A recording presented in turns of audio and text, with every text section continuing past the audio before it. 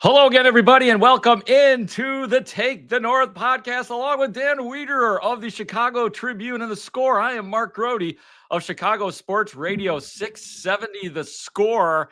And if I sound like I have gone from about an 8 to an 11 or so, we are recording this podcast just as we have found out that Robert Prevost from Dalton, the south side of Chicago, has been named the new Pope. A Chicagoan has been named the new Pope. He is Leo the 14th, but he is Bob Prevost to us. Dan, what a day. Emergency podcast on Take the North. I haven't seen you this excited, Grote, since the Tooney trade. Oh, the Tooney trade. Oh, my goodness.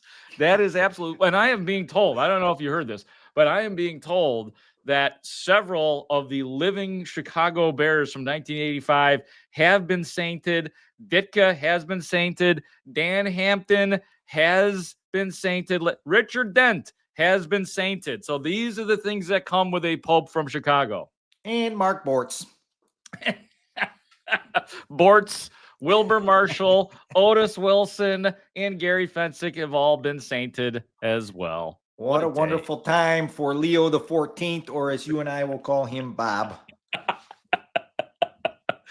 Oh, man, it really is amazing. I expect to see him on the Bears sideline. I assume it's on opening day or opening night. We're going to get to that here in just a little bit, by the way. Dan Wiederer is going to give his mock schedule, his prediction on the schedule, which comes out, what, next week, Dan? Is it that the official schedule release is next Wednesday? Yeah. Yes. So we're there. We're right on the cusp of it. We're inside of a week now before we get the full itinerary for the 2025 Bears. And I'll give you my mock itinerary here soon and let you know of some of the criticisms I've already drawn, which is always the perils of publishing a mock schedule. But this Pope news, Grote, I was scrolling through social on what is this? Is this Thursday afternoon? Thursday afternoon. And it was like all Chicago Pope jokes for like 25 posts in my X feed. Mike Golick Jr. said, "The new Pope says he's from Chicago, but he's actually from Naperville." That was a good one. Peggy Kaczynski posted a meme where the Pope was praying upwards and saying, "God, about the Bears. Can we get a winning season somewhere?" And then Annie Agar, always good for some snark, said that Chicago produced a Pope before a quarterback who threw for 4,000 yards. I saw that one. Very good. I read that one on the air. That was excellent. By the way, it is called the papacy now, not the papacy. It is the papacy. Lots of things are going to start happening. Yes, Caleb Williams will get 4,000 yards. Kyle Tucker, I assume now, will re-sign with the Cubs for maybe $500 million. Or has he learned to be modest and frugal, as the Pope from the South Side would want us to be? Frugal, 498 million. Yeah, you'll just take the under because the Pope is here. He brings magic.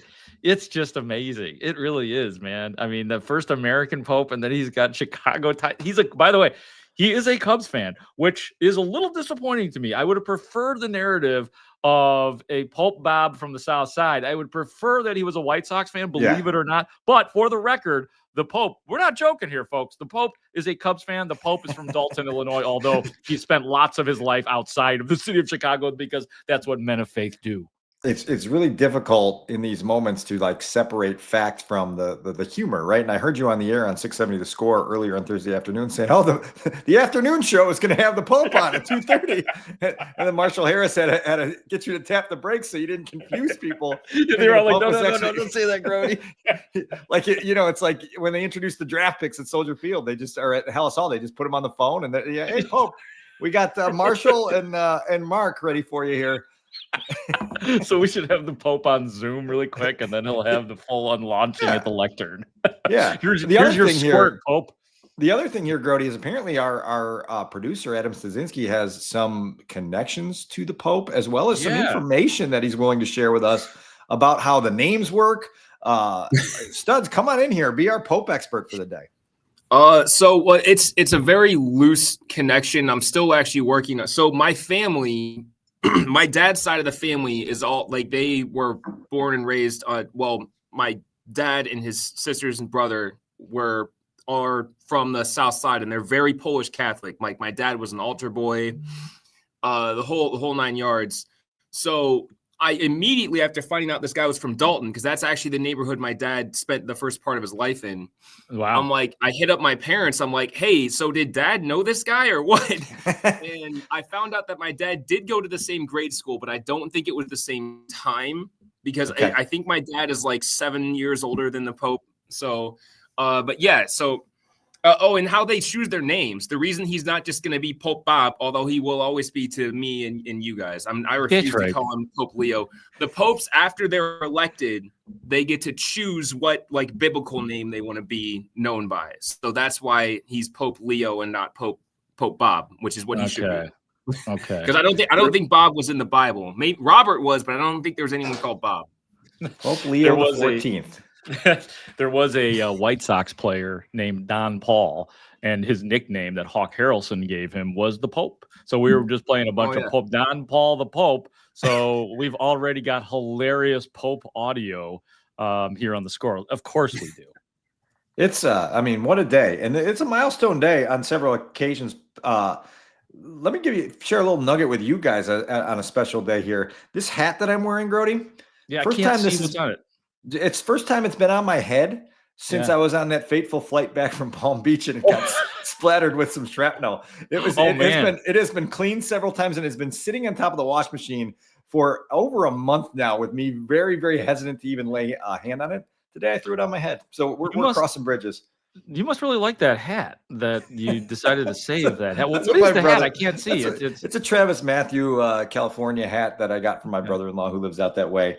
He was like, bro, it's a $30 hat. Throw it in the trash. I'll get you a new one. You saved it. We reserve the right to reference the Pope at any point in time throughout this podcast. But, however, this is a huge day here. Dan Wiederer began this tradition last year, as a matter of fact, coming out with the mock schedule. Because why, Dan? Explain what happened to us last year in our live show.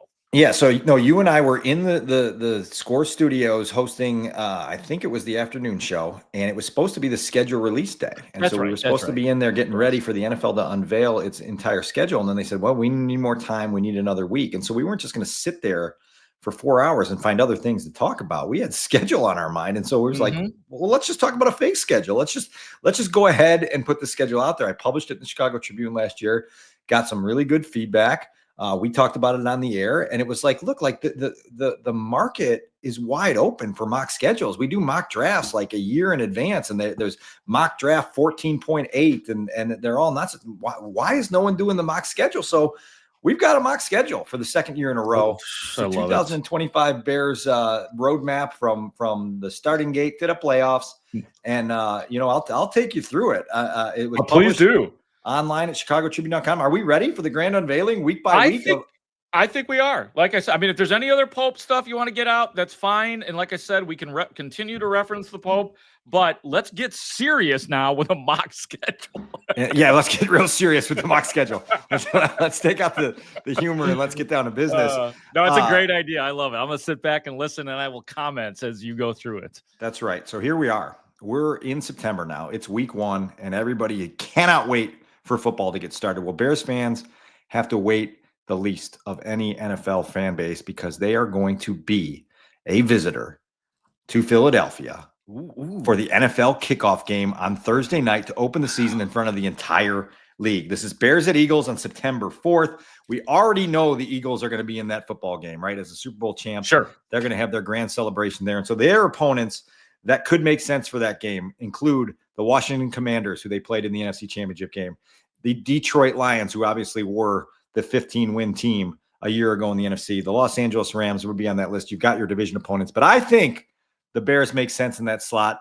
Caleb Williams, year 2, Ben Johnson against Vic Fangio. Who's not signing up for that chess match? Let's go. Let's get on a plane on Wednesday afternoon. Let's go cover that game on Thursday night, and let's see what Bears Eagles have in the curtain lifter for the entire NFL season. That is gorgeous. I love it. Unfortunately, 0-1 for the Bears. See, I like this part of the program too, where you're just going to give me the win-loss right away, and we'll get to the end of that. So I'll give you the win-loss. Yeah, unfortunately. I mean, then again, like ring night and that championship night in any sport, usually there's a little bit of a letdown for the team. So maybe there's some room there. I just don't know that the Bears are going to have everything together on a Thursday night against the defending Super Bowl champions.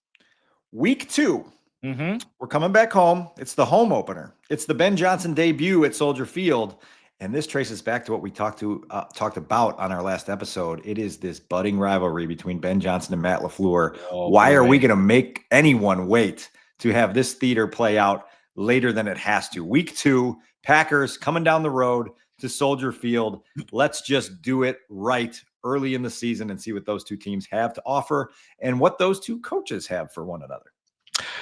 First of all, I'm already calling it. That's a must win. It's a must win for the Chicago Bears because of Ben Johnson and what he has been saying. So this goes against what I typically do. And I reserve the right to change when the actual schedule comes out. I usually just automatically pick the Bears to be 0-2 against the Packers. A win for the Bears in week 2 against Green Bay at home. I love it. And we're going to stay at home for week 3. And we are going to have what I am calling the Hard Knocks Bowl. The Giants are going to visit Soldier Field. The Giants were on the offseason edition of Hard Knocks last summer. They were followed for the training camp edition of Hard Knocks by the Chicago Bears right afterwards. And then those teams combined to lose 26 games during the regular season. It was not exactly a launching pad to greatness, as both franchises might have imagined when they were doing those documentary shows for HBO. So let's do the Hard Knocks Bowl in week 3 at Soldier Field. How do you feel about that? Bears are 2-1. That is a victory against the New York Football Giants. I love it. That feels good. That feels like one of those, like Caleb Williams is going to throw like 3 touchdown passes. It's going to be like it's going to get people's hopes way up, maybe way too far up, but it's going to be a win. It's going to be a significant win. All right, we're going back on the road to end the month of September. This time we're going to Ohio. We're going to go visit the Cincinnati Bengals. It's going to be 2 number 1 overall picks playing quarterback for the teams that are playing. Bears-Bengals, Caleb versus Joe Burrow. Just a little footnote, the last time the Bears went to Cincinnati during the regular season was 2017. Mitch Trubisky was a rookie and helped to punctuate a 33-7 blowout of the Andy Dalton-led Bengals. Let's go back to Cincinnati and see if the Bears can keep the magic going. That's amazing. Okay, so at the Bengals, I'm thinking about, you know what? I'm afraid that is going to be a loss. I think Burrow's going to have a big game that day because he's going to be jacked up. Not that Caleb Williams won't be, but I think that they were 9-8 last year, the Bengals. Is that correct? Yeah. No playoffs. So that's a team, like, we know the talent exists. So I'm afraid that is going to be, I'm putting the Bears down for a loss that night. I'm sorry. Okay. It's okay. I mean, this is just that you're not pandering. You're just giving your honest thoughts. That is what what's we happening today. It's a big day here on Take the North.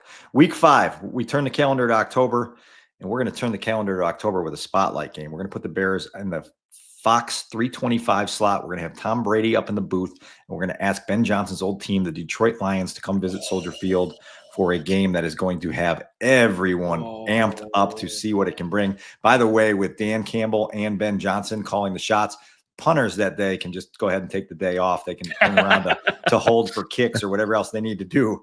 But there's going to be a lot of 4th down action, and the Bears are going to play the Lions on October 5th. Much like I said in week 2, it feels like there's way more on the line for the Bears in that case, and Ben Johnson going up against. It's going to be a very, very, very emotional day at Soldier Field. That is a Bears win. Those looking to shoot holes in the Dan Wiederer mock schedule found their opening in week 6, October 12th, with what I projected to be a Saints versus Bears game. The first person to come directly at me was former Tribune colleague Phil Rosenthal, followed by several others who pointed this out to me. And this is ironic because my wife works heavily in the running industry for Fleet Feet. October 12th is the day of the Chicago Marathon. The Bears never have a home game on October 12th when the Chicago Marathon is being held. So either we have to move this game to Monday night, it's Saints at Bears, or we just push it back a week and we move our week 7 game up to week 6 and we rearrange that a little bit just so the marathon can have stage and the traffic can be taken care of. That's the first place where I made an error, and I've heard about it in the social media feeds from various people. Yeah, I bet you did. I bet. So what do we go? So that's at the Saints then? It's the Saints are here. Okay. So we're just going to keep it there. But I'm saying, like, if you want to move it to Monday night to make room for the marathon, we'll move it to Monday night. If you want to move it to week 7, we'll flip-flop the game I'll tell you about next. But you're going to pick Saints and Bears right now. That's a win. That's a win for the Bears. That's an easy win for the Bears. Yep. That's the Dennis Allen reunion tour, as you know. So that's another one right there. All right, we move to week 7, another division game. This is the last test before the Bears get a week 8 bye week. Okay. And it is going to be a trip to Minneapolis. Part of this is a little bit of personal desire here, where the Bears almost always play in the Twin Cities after Thanksgiving when the temperature is down around like -26. Let's get there in October. Let's enjoy some Minnesota fall. It's going to be a little crisp, but we can handle that. And let's go for a really, really high-profile showdown. Bears at Vikings, Jalen Johnson against Justin Jefferson. What do you got up there at US Bank Stadium? I don't feel good about the Bears on that day. I do fear what my God, Minnesota's defense has gotten ridiculously good in terms of who they have on that side of the ball. Their offense is going to be good. And Aaron Jones popped for a 41-yard run last year against the Bears. So I feel like the Bears may be in for a hurting that day. Okay, well, they take their hurting, and then they get themselves into the bye week, and they get to heal up and get their injuries back together, and you get to take a little break, and we catch our breath right toward the middle of the season. Not quite at the midway point, but close enough to make everyone feel good about it. And then in week 9, we have the first of a 5-game November that is going to be very challenging for these Chicago Bears. We are going to revisit. We're going east. We're going to the nation's capital. We're going to Northwest Stadium. Bears at Commanders. Caleb versus Jaden Daniels. Tyreek Stevenson versus his Demons. Ben Johnson versus Dan Quinn. Any other matchups you want us to highlight? The Pope shall exercise the Bears' demons, and they will win that game, man. Everybody, man, you talk about a game where everybody's going to be up for. The Bears know exactly what happened last year and how horrible that was. The Bears might win by 14 on that day. You know, my wish for that game is that the Bears have an opportunity down near the goal line to get an offensive lineman a touchdown. It's the only way to truly vanquish those demons. Yeah, no, absolutely. Yes, a win at Washington. All right, week 10, November 9th. We've got another reunion at Soldier Field. This one is with a guy who claims to own the Chicago Bears. He's going to sign with the Steelers. His name is Aaron Rodgers, and then he's going to come back and visit Soldier Field in November. I mean, can you imagine this? Like Aaron Rodgers, the Bears get one last crack at Aaron Rodgers. You know, he's into his 40s now. He's not playing as well as he was at his prime. He's with a new football team. Isn't this the way the Bears would want it, to get one more crack at that dude? Yes, and they will lose that game, and he will continue to own the Bears. I mean, you just can't really question that. I mean, Aaron Rodgers always finds a way, so I'm afraid I put a big L down for that. But I love the advanced thinking by you. There it is. Week 11, we're going to Vegas. We're also going to Vegas for a Monday night football game. And what I love about this, Grote, is it gives all those traveling Bears fans an opportunity to land in Vegas on Friday night or Saturday morning and just do it up right and just buy their time until kickoff on Monday night in Vegas. Let's see what Ashton Jeanty has to offer, right? On the opposite sideline than where a lot of people wanted to see him. Let's see what Pete Carroll has to offer. Bears Raiders, week 11. What do you got? Yeah, I don't feel good. I don't feel good about that. I think that that will end up being a loss. And yes, Ashton Jeanty is going to run all over the Bears and make them regret that they didn't move up to make the trade for Ashton Jeanty in the draft. So, wow, I've got 2 back-to-back losses now for the Chicago Bears. As a beat writer and an analyst, I'm starting to get a little worried, a little pit in my stomach, because you got them on a little skid, and their next test is going to Baltimore to play Lamar Jackson and the Ravens on November 23rd. Lamar Jackson was sidelined the last time the Ravens played the Bears at Soldier Field a few years ago. This will be his first game against the Bears. They obviously still have Derrick Henry, Zay Flowers. The play caller for the Ravens, you might remember him, a man by the name of Todd Monken, who I think you had some connections to. So Todd Monken will be calling the shots there, but that's a tough test for a team that you have on a 2-game skid at that point of the year. Yeah, Todd Monken, the son of Bob Monken, who was the head coach at Lake Park High School at the time I was going to Lake Park High School. So, God, yeah, I mean, seriously, that's going to be a tough game, and it's going to be a loss for the Bears. 3 straight. L3 is where we have the Chicago Bears now. L3 into week 13. And week 13, as you might know, is Thanksgiving week. And it makes it a short week for the Chicago Bears. They're going to play on Thanksgiving again, but it's not going to be in Detroit. I get my wish to have Thanksgiving dinner at home here with Okay. my family in my Good. house in Glenview, and then God immediately bless get you. in the car and drive to Soldier Field for the night game on Thanksgiving night. Bears Vikings at Soldier Field. What do you think? Bears are always good. Bears are always good against the Vikings at home. That's a win. The 3-game losing streak is over, Dan. We got to screen grab your reaction to that. That was a mind-blown reaction to the idea of the Bears playing at home on Thanksgiving night. I kind of like it. And I got a win right there. I guaranteed win against the Vikings. I did also say that I would accept it if they move that game into the Black Friday slot in the afternoon, as long as they keep it here at home in Chicago. Let's do Vikings at Bears on Amazon on Black Friday too, if you're interested. Okay. All right. I'm in. All right. Week 14, you get to ask some questions to an old familiar face, or at least to see him on the other sideline. His name is DeFlus. Matt Eberflus coming back to Chicago a little bit more than a year after his kind of unceremonious departure, his awkward exit from Haugh. He is the coordinator of the Dallas Cowboys. The Dallas Cowboys will visit Soldier Field in Week 14 on December 7th. That's usually about the time where the Dallas Cowboys start sucking and things start to go downhill for them. So I think that will be a Bears win. And the Bears, again, as you mentioned, with the Flus there, they will be properly motivated to beat Matt Eberflus. But it's going to, you know what? I feel like it's going to be good to see Matt Eberflus because by then he will have been forgiven. Because and it'll be Matt against Ben Johnson, and we'll see what that chess match looks like. And oh man. I think we've already seen that a couple times. Yeah. Week 15. Remember the last time you went to Lambeau Field, Grote? Yeah, that was a win. Yeah, it was a dramatic win. Yes. Walk-off win, a long kick from Cairo Santos, a celebration.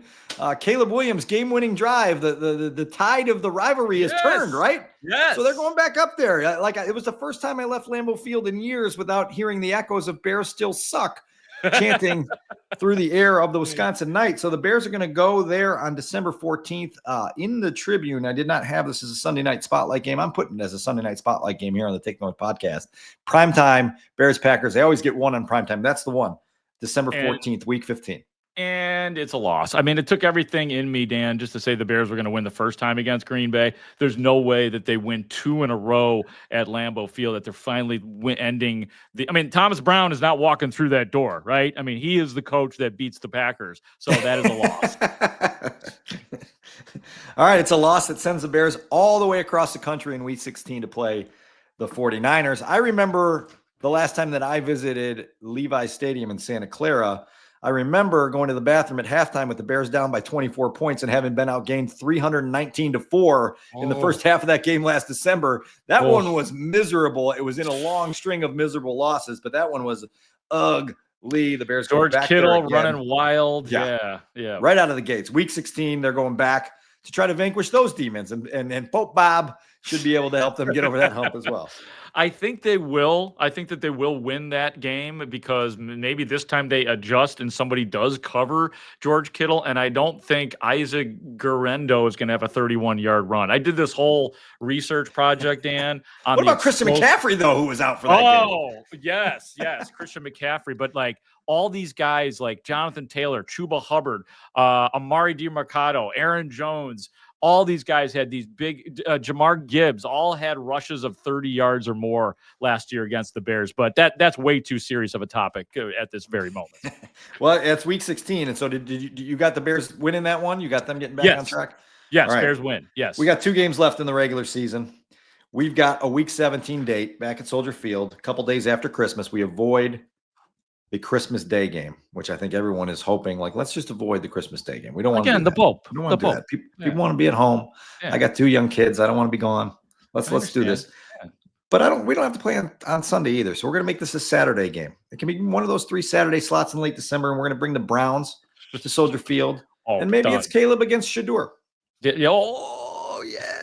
Yeah, that is, that's going to be a demolition. Or it'll be Bagent against Flacco. Oh, that could be. Hey, man, I think, it's going to get so out of hand that Bagent will come into the game. So, yes, that will be a win for the Bears. That's 2 straight wins, by the way. 3 out of your last 4 on my sheet. All right, I'm going to read verbatim what I wrote in the Tribune for week 18. Okay. This is January 4th. Yeah. We're in 2026 now, okay? Wow. And we've got a game. We always know that they end with a division game. And so here's what I wrote. I said, wait, timeout. We're waiting until after New Year's Day to send Ben Johnson back to Detroit. Timeout. The Bears' regular season finale is coming against the team favored to keep the North. Timeout. Seriously, timeout, timeout, timeout. There should be few objections about this closing game, and maybe even a possibility that it generates primetime appeal with enough on the line. And for the record, all those timeouts we just took were simply for muscle memory, subtle reminders to the Bears as they return to Ford Field. Oh, I love it. Oh man, Dan doing the timeout. Yeah, history cannot repeat itself. Guess what, ladies and gentlemen? The Bears will win that game. Whoa! The Bears will win. They sweep the Detroit Lions. They win that finale. Demons exercise. Again, the power of the Pope. We've got the guy that is exercising the demons this year. That's the theme. That's the theme of the year. Demons exercised. That is it. That is a win. We got Studs here in the waiting room. I think he should come in and just offer some initial feedback, any positives, negatives, criticisms. What do you got? Anything on the mock schedule you want to shoot holes in? Largely fine with what you did there, Grote. There's just a couple notes that I want to push back on. The Bengals game in September. I agree Joe Burrow could absolutely have a good day there. Joe Burrow's record in the NFL in September, 7-10-1. Zach Taylor, the head coach's record in September, 7-15-1. They are bad in September. I'm not saying that they couldn't beat the Bears there, but I'm just throwing that out there. Now, Joe Burrow, in Joe Burrow's defense, his numbers himself in December, pretty good. It's the rest of the team that has underperformed. Okay. Also, the Steelers game. Aaron Rodgers is not good anymore. I disagree with that one, and I disagree with the Raiders. He's not good now, Grote. He's not good anymore. He's not good anymore. And the Steelers aren't going to be good this year either. They don't know what they're doing right now. Are they trying to be good? Are they trying to be bad? They don't know. And they're not going to have it figured out by then either. They're just going to be a middling suck-ass team. Finally, the Raiders game, Bears are better than the Raiders. Come on. That's all I got. Everything else. I think that's just going to be one of those like road games where things get I'm not saying the Bears are going to be out gambling because actually football teams are very buttoned up on these road trips. So that's not my insinuation. I just think things come undone in that game, even though it'll be filled with Bears fans. It's possible. The Rodgers return to Soldier Field, though, boys. I mean, like, come on, that's as good as it gets right there. That might have been my favorite right there. And even Studs, I hear you. He's not that good anymore. Even a sucky Aaron Rodgers will. He's had his way with the Bears his entire life, as did his predecessor. So I can't trust it. Well, you can't be afraid of that man anymore. You can't be. You got to move on from it. There's a lot of There's a lot of like reflexive, like, oh God, we've been here before stuff going on with the Bears right now. I know. I can't take it. Like this is not who they like you can't keep judging on the past. They have a different head coach now. They have a different quarterback. Like all this stuff is different now. Like you got to remember that Matt Eberflus is not the damn head coach anymore. If he was, then I would agree with everything you just said and add on more losses. Matt Eberflus is the coordinator of the Cowboys who will visit Soldier Field on December 7th. Hey, I did give the Bears a win at Washington. I gave the Bears 2 wins over the Detroit Lions this year. I did give them a win over Green Bay, so I'm not completely drawing on the past here. I'm just poking holes. No, that's good. No, this is why we do the mock schedule because it gets people emotional, which is great. Yeah, we'll add the Aaron Rodgers thing onto the exercising the demons train. That'll be in there with the Washington and everything. That'll be the exercising the demons thing. Okay. All right. You can't hurt us anymore. No, you can't. You can't hurt us anymore, Aaron Rodgers. Dan, that was great. Great, awesome, creative. I absolutely loved it. And I'm gonna give you a bonus nugget here. Whoa. What you got the playoff? You got the playoffs now? November 10th. Yes. The day after they beat Aaron Rodgers at Soldier Field. Yeah. The shovel goes into ground at Arlington Heights. Oh my God. Mind blown. Wow. And did you say Arlington Heights, by the way? Is that Arlington Heights? Yeah, Arlington Heights. It's going to be Arlington Heights, isn't it? The Pope gets the state legislator to give some backing, and there we go. Awesome stuff. let's get out of here before we get struck down. I don't think we will. This has been great. This has been hilarious. For Dan Wiederer of the Chicago Tribune, where you can also read the printed version of that online, the hard copy, whatever you want. Dan has it up there right now if you want to go back and look at it. So for Weedsy, for Adam Stasinski, who is the executive producer of Take the North, I'm Mark Grote. Thank you for watching and listening to Take the North. Great talk. See you out there. Okay.